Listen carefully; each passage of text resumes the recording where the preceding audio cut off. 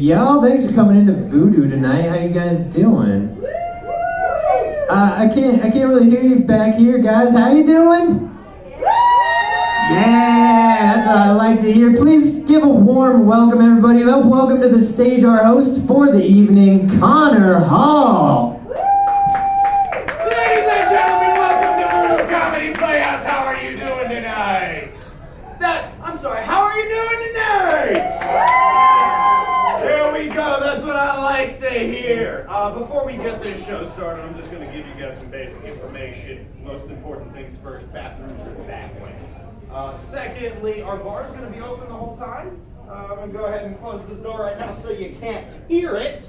But they're going to be serving drinks throughout the entirety of the show. If you feel thirsty, you can go grab one. Our bartenders are going to be coming around. If you see a short lady standing in either of these two corners looking at you funny, she's asking if you want another drink. Raise your hand, wave at her, and she will bring you whatever you so desire. Wow, magical technology. This is 2019. For a price. Yeah, for a price. It's not free or anything. It's not complimentary. But you can get drinks during the show. Thirdly, Voodoo is a no heckling theater. Please don't do it if you really feel the urge to heckle. Once again, our bathrooms are this way. Now, without any further ado, I'm going to bring on the people responsible for actually entertaining you for the next hour. Help me welcome. Let's get the smoke clap going. Now, without any further ado, help me welcome to the stage, Who's Who?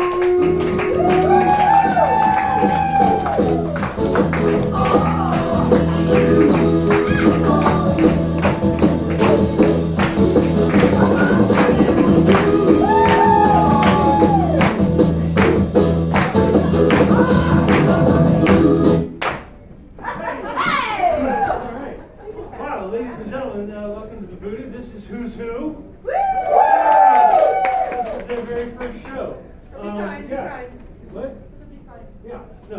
First show as a team, and my name is Nick Connor. I'm a teacher here at Voodoo, and I'm their honored guest tonight. Thanks for having me. So what's going to happen is in a minute or two, we're going to get you all warmed up, and then I'm going to get a question from you all, and then I'm going to tell some stories from my life. And then when they feel like they've heard enough about my life, they're going to sweep me off stage, and they're going to improvise based on the stories that I'm telling. So that's what's about to happen. Everybody here feeling good? Feeling warmed up? Did you guys watch the musical just a minute ago? Yeah. Yeah, did you have fun? Everybody's all right? All right, pumped? Okay, good. You pumped up, sir? Definitely. Absolutely. All right, good. Who has a question for me about my life? Where were you born? I was born at St. Joseph's Hospital on 17th Avenue, right here in Denver, Colorado. And I grew up in Englewood on Ogden Street. And right down the street, we had the coolest part of the neighborhood was the old Denver City water supply. It's called City Ditch, but in my neighborhood, we called it Donkey Ditch. Because rumor had it, back when Englewood was still like way out in the country, there were wild donkeys that lived along the ditch. We would inner tube down the ditch, and we would catch crawdads, and we would fish. And what else do you want to know about how I was born? And what did your parents do for a living? Okay, wow. My mother, when I was very young, was a microbiologist. Worked at CU Denver, did the Health Sciences Center. She helped. She worked with what was it? It's a virus, the muphage, that they used it to help map the E. coli genome. My mom actually helped with that. I don't know if that means anything to you all. Yeah. Okay. Well, she was a geneticist. Let's put it that way. Yeah. Yeah. And my dad was kind of a jack of all trades. He met. Oh, this is funny. He met my mom when he was working with his college buddies. They had a garage, and he was the worst mechanic in the garage, so they wouldn't actually let him touch the cars. But he they decided that his job at this garage was to go like get people's cars, bring them to the garage, and then deliver them to their owners at the end of the day. And it was one of the few garages in South Denver that specialized in imports at the time. And my mother drove an MG Midget. This was in 1967. And so she got her car fixed at the garage. My dad delivered it to her one night at her apartment on 17th Avenue. And 6 months later, they were married.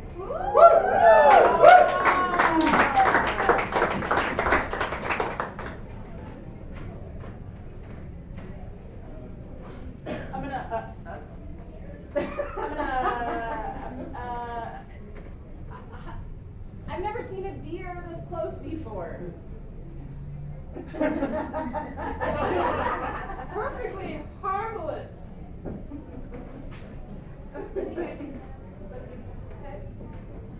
I think she's one of those seductive deer. Ooh,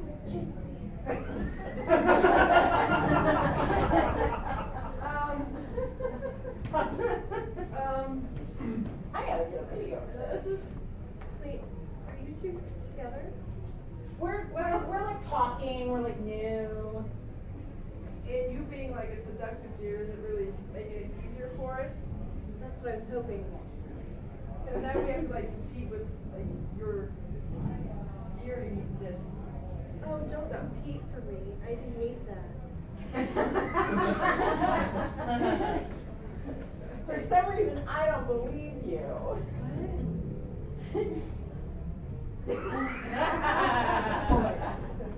Oh, wow, I think you're one of those seductive humans, aren't you? Yeah. No. Never seen one of those before. Well, it's the first time for everything. Wow, at a loss for words. Wait a second. Janet, well, what are Wait, you doing here? wait, are you two like together? We're talking. This isn't really that awkward at all because now we can like do the whole deer thing. We don't have to worry about ourselves. What do you mean the whole deer thing? Yeah. Well, I mean, we see a lot of humans that kind of have this whole thing, but never a deer. So this is how deer get together and deer make deer babies and the whole deer hookup thing that goes on. Don't discredit them. Well, I've never seen like a deer baby. You just kind of see them like, you know, going at it. No, sorry, she has a deer IUD. That is not what's going on here. You I forgot her choice. Yeah. Well, this is really disappointing. I was hoping to get like see some deer action, deer on deer action, like then we can make some money. You drink. Hey, Aaron, once you finish up with the sighting there, Figure it out. look, I'm sorry. My mind's all over the place. Yeah. Dave's over there, and we really shouldn't let him touch any of this stuff. If you could cover for when you're done. Dave hasn't picked up a textbook in his life. Well, he's easily the least handy man on this cruise. I might think Dave's an idiot. I don't want to hear Dave. I don't want him to hear me talk bad. Says that pretty loud. Hey, what are you guys doing over there? I thought I heard you say my name. Oh, hey, Dave. Hey, really, Chuck. Really doing great. Actually, I just we got this covered. I thought maybe you could Just bring us more wood. yeah, just maybe go back to the lumberyard and. All right. Is there anything else you guys need? Like maybe some refreshments or snacks or anything? Huh, that's actually pretty thoughtful. Yeah. Maybe like some orange slices. I have some in my lunchbox. I'll be back. I'm Yeah. here for you guys. Hey, seriously, take your time. Are we jerks? I think we're just jerks. Dave's going to get us orange slices. Look, I need referrals. Dave's useless. There's no way we're getting referrals if his shoddy craftsmanship is what I have to hang my reputation on. Never read a textbook in his life. Not a single textbook, that's what I'm saying. You guys have my order yet? Oh, yeah, the ball with many sides. Yeah, it was like your delivery guy was like kind of cute. Okay, And yeah. even though I come from like a different whole world, What? industry kind of thing, Oh, okay. I was just someone coworker buying cake out of Dave's. Yeah. So you're really not here for the circle with many I sides. said Dave was like strong and handsome, and I was just kind of looking for somebody strong and handsome. Yeah. Yeah. Down at the lab, we just kind of did a little thing all day. It was kind of boring. You promised to pick on him. If this works out well, do you promise to pick on him? I feel like Take real bad care of him for us. Honey, for our anniversary, I decided to take us to Duckbill Ditch. Very romantic, lots of ducks around, and also some tadpoles. I just love that you put up these little lanterns. Mm-hmm. Yeah, they're just, you know.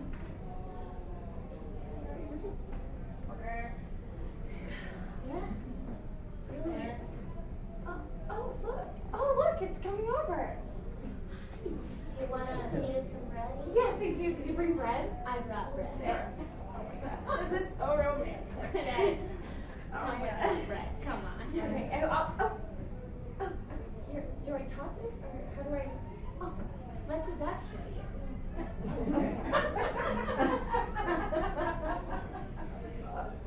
Oh, it's looking at me kind of like sex.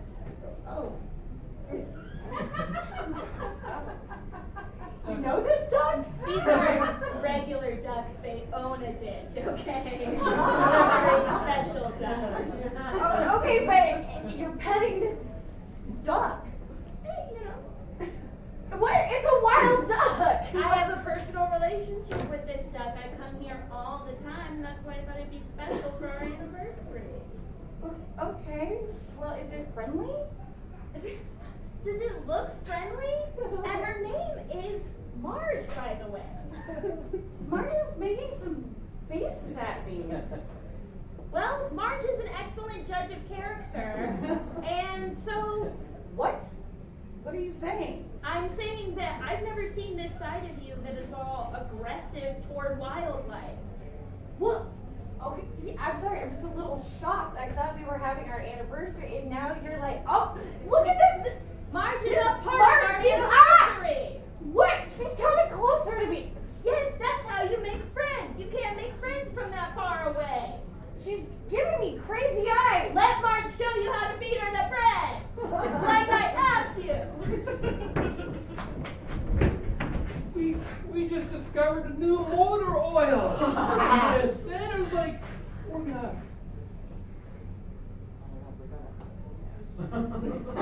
it's you and me. But look, this motor oil has like stars in it and hearts. Oh my God, it does. I see it. Look at it in this light. It looks like your astrology. I think both of our names need to go on patent. I'll put your name first. It is Adam Abraham, so that makes sense. I have your patent here for Lucky Charms oil filled with hearts and stars and purple horseshoes. The A's go first, yeah. Yes. And then my name down there is Washington. Great. Washington. Okay, perfect. I'm ready to file right away. Thank you. Excellent. We're on our way. It's going to be industrial revolution. I have some of your profits from selling the Lucky Charms oil. If you just sign here for them. Oh. Lots and lots of money. I have a big signature now. Oh, very cool. Mine. Thanks very much. Right. They're pandering to us. It's time to set out. We have this money. We can do it. We can finally build that house. Keep mentioning that house. I was only like wanting to discover oil. Listen, I went in with the gold, the oil, and then the house.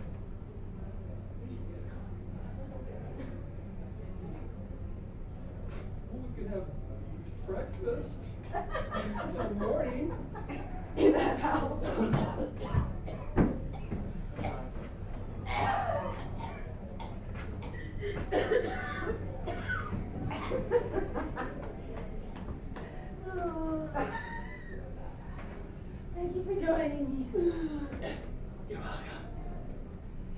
It's all gonna be better soon, I promise. Oh, it's starting to feel special. It doesn't take away your specialness. It's a vaccine, I promise. Yeah, I'm getting all this attention. You know, From being sick. I feel unique. Don't make me normal. Please. Wouldn't you want to be unique in other ways, like normal ways? That makes no sense. Oh.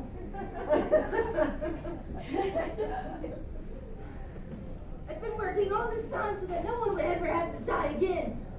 And you want to? Sick. Wow, you must feel really stupid. Yeah, I feel You're kind of a control freak. Yeah. Try to change people. Yeah. Accepting us how we are. I love you for that.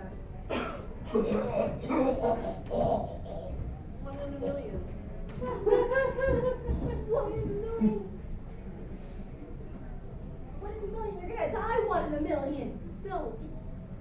You're focusing on the die. Yeah. I'm focusing on the 1 in a million. You don't want to die though. We all are gonna die. Some of us just sooner. I won't die.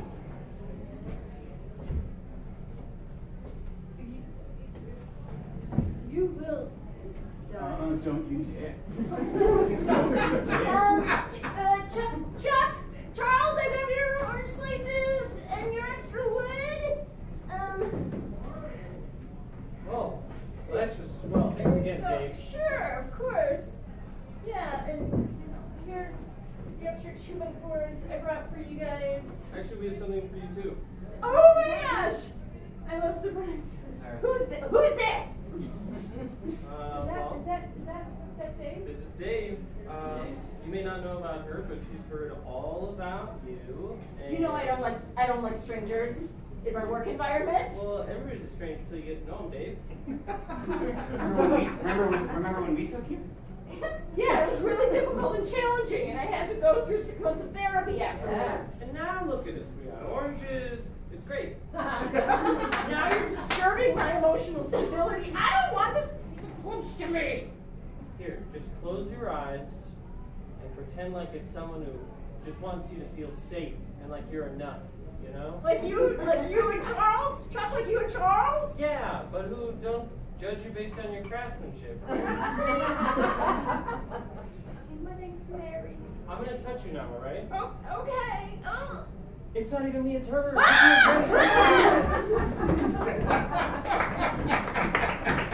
So, 6 years after my parents got married, they got divorced. And the oil pumping story reminded me of something that my dad would do.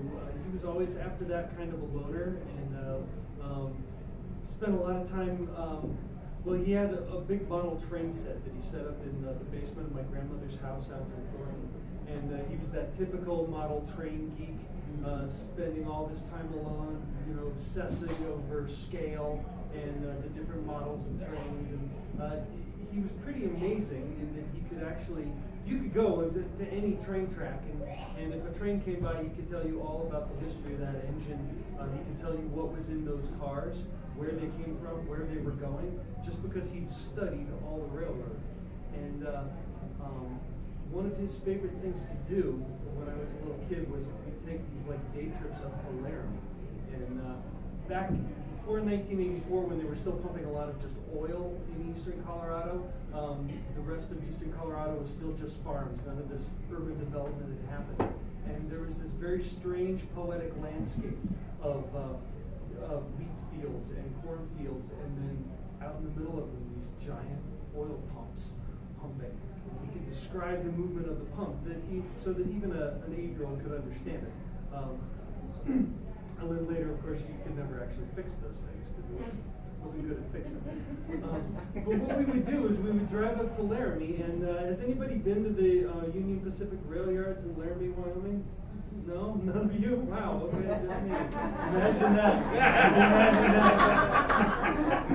There's a steel footbridge that goes over the rail yards, that goes from downtown, the old cowboy town of Laramie, over to the other side of the tracks.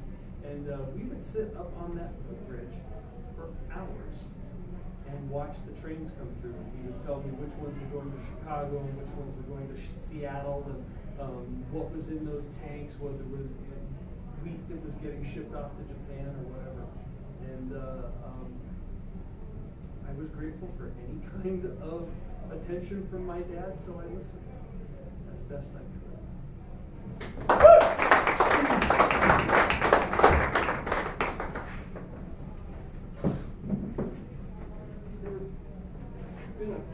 Never been on a trip with you before.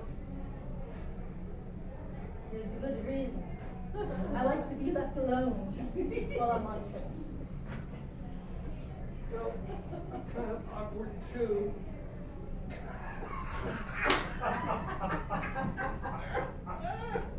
But I want attention to, well, listen to anything you have to say, even if it doesn't make sense.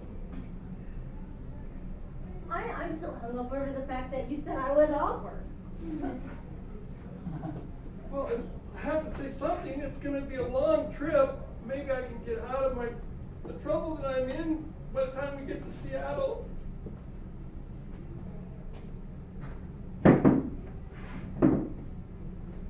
Have you killed someone? Not that I know of. I was reading the mystery book. I thought when you said the trouble you were in, I was kind of hoping. You've already forgot.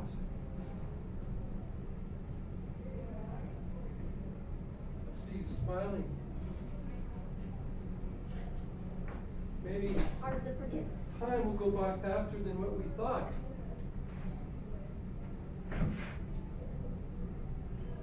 I heard we must be passing Lincoln, Nebraska. You can tell that by sound. Why didn't you tell me you had this skill before? It's because the train is chugging along so fast that I'm getting sick from the motion. I'm losing my concentration. Your loss of concentration allows you to hear the location we have arrived in and are passing Yes, through. I told you this was going to really be awkward. I am definitely awkward. I have a lot of trouble following your line. Train of thought. In the beginning, you said you were awkward. Wait, no, you said I was awkward. You insinuated, no, you said out, no, you insinuated that I was awkward by saying that I am awkward as well. Lucy, you're just putting me off. It's like a guy flirts, girl deflects. This is flirting. I just wanted to let you guys know that the dining cart is going to be closing in a while. Sorry, does it feel awkward in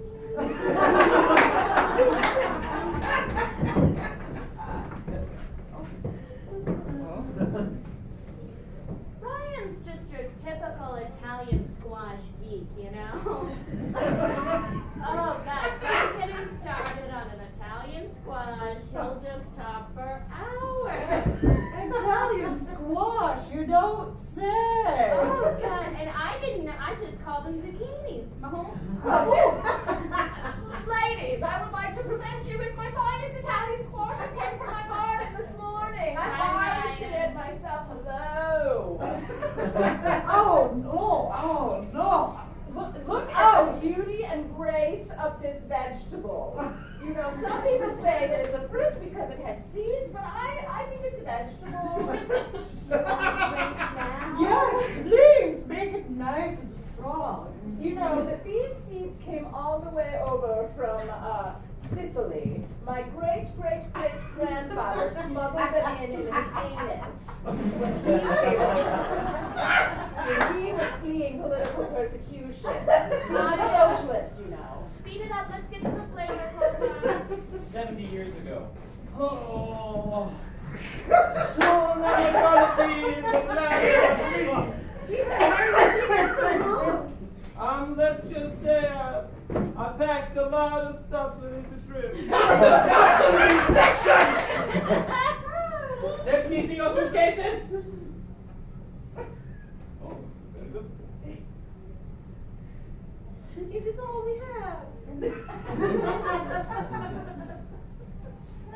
Yes, that's all. And of course, my satchel.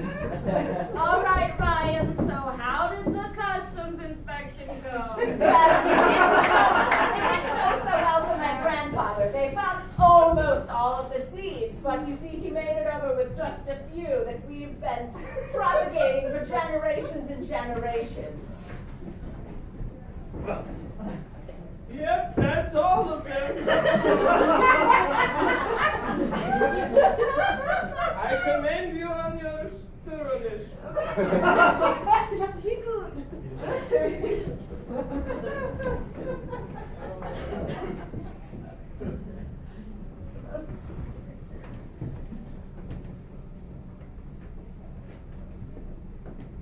You're mad at me? It would be assumed, yeah. I have a angry gaze, at least I'm trying.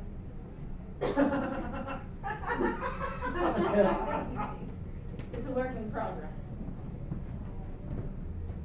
I told you I was gonna be home late. I didn't realize it was gonna be that late, okay? I need a little bit of freedom. I understand, and I am saddened by your feelings of lack of freedom. See, I don't think it's working. I don't think this is working. I don't think you're... I'm trying. I wish to be a real human. I know.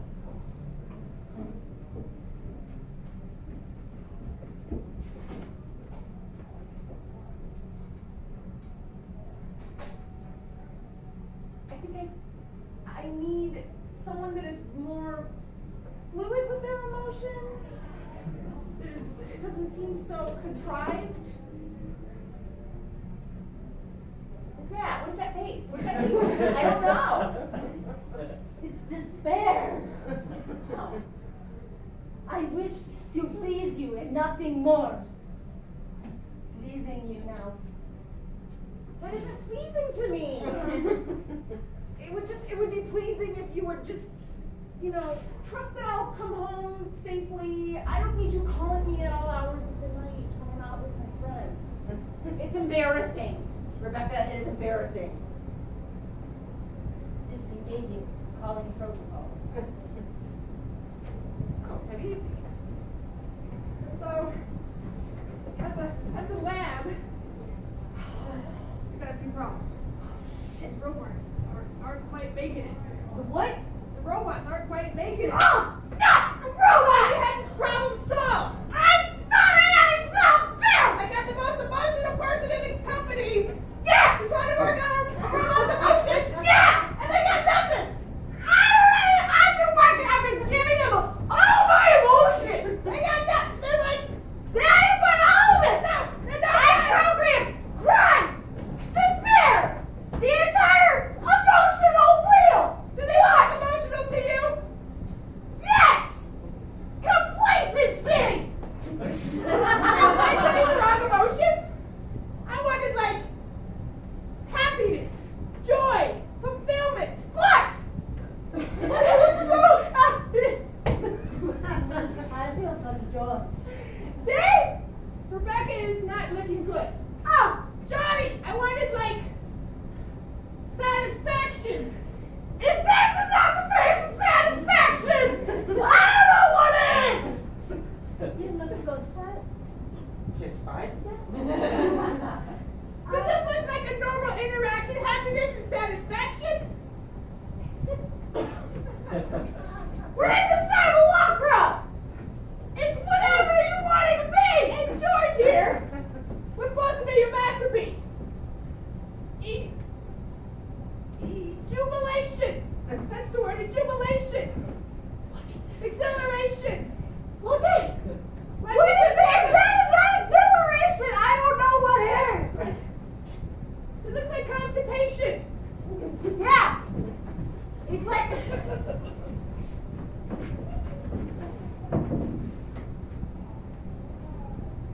That's a train. Yeah, my dad's on it, and we're about to meet for the first time, and I think he's gonna love me. Oh, yeah. the most lovable of all my foster children. I've been practicing being a child, and I think it's going pretty well. There's just like innocence about you. Suzanne, Oh. pleasure to meet you. Yeah. Oh, okay, I see what's going on here. Suzanne, Dad! pleasure to meet you. You just have such a maturity about you. No! It's all right. I can do better, Dad. Hey, I really liked the hug. I'd take another. Would you hold this for 1 second? Dad, It's about me, but we're supposed to connect, and we're supposed to have a lot in common, and you're supposed to play catch with me. Here, why don't you wear my hat, Suzanne? Make you feel like a little part of me's supposed to, you know? Feels amazing. It's the perfect fit, Dad. How do we have the same size head, huh, Dad? Just one of God's mysteries, I suppose. It's incredible. It's because we share the same blood. Yeah, probably, but you're like really young. I have a big head. It's improbable anyway. It smells like you, Dad. I'll never forget you as long as I'm wearing this hat. Not that you're gonna leave. Please. No. But if I did, I'm given to understand that the olfactory sense is most closely tied to memory. So, I'm still hoping for another hug. 1 second. Dad, that's my foster mom. Why would you hug her? She's a stand-in for the kind of parental guidance that you're supposed to be giving me.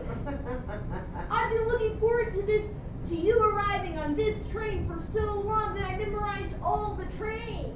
She did. Do you know how long that took and how annoying that was for my foster mother? You can call me Janet. I can imagine that would have been extremely trying at times, but Suzanne, that's incredible. You memorized all of them? Every single one. Do you know how many there are?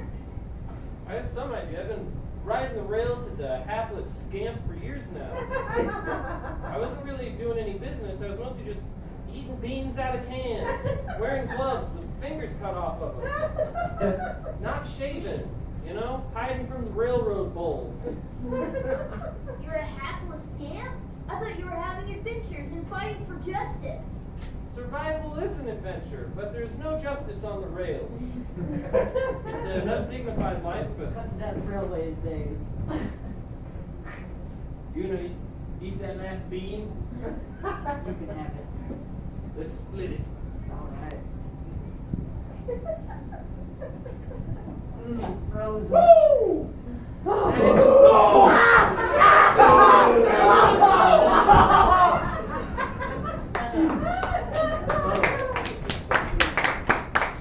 My mom, in her own way, has actually lived kind of a quietly extraordinary life. She was in the class at Smith College in the 50s. She wasn't one of the young ladies, but she was among the women that Betty Friedan had interviewed for her book, The Feminine Mystique.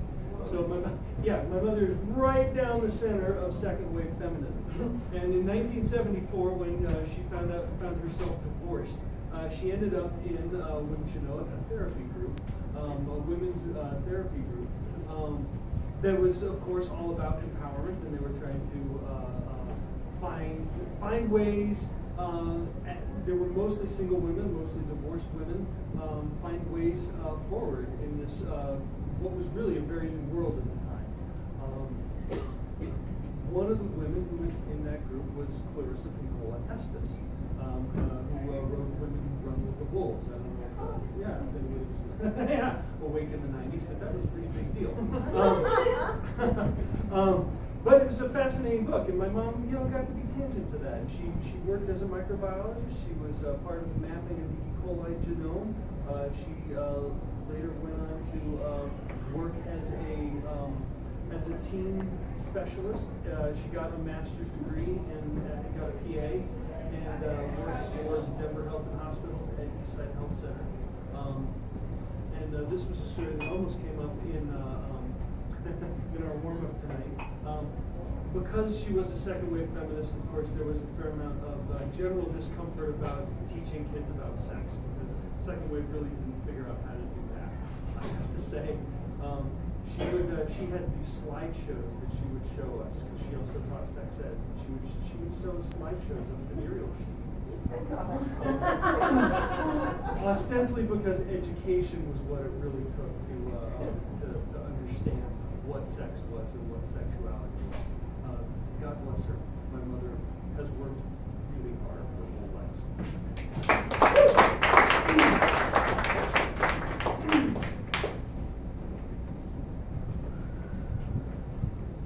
What do you think? I think it's a great therapy group. I could do without the videos though. That's a little disconcerting. I think they're really educational. Well, yeah, I just thought therapy was about sharing of ourselves and not just sort of viewing media. This is media that shows us ourselves. It is the future. I barely like myself now. I really don't like the future me. Really. I mean, look at all those wrinkles. Okay, that's Look, I didn't age well. No. Can we just roll that back? Not do that? okay. So we're having a disagreement, right? You like the videos. You hate old people. I'm talking about myself getting old. It's all about you. Okay, that was an accusation. We don't have to use accusations. It's a therapy group.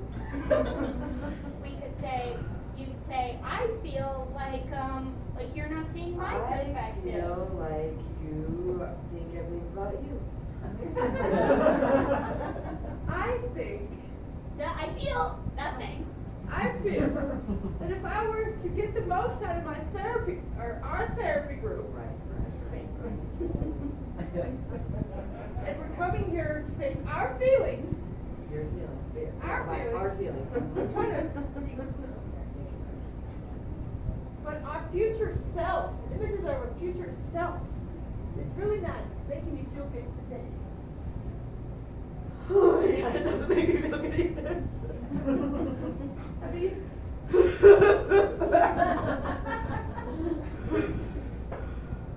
Janet, you cannot possibly. Can you just act as our therapist for a second?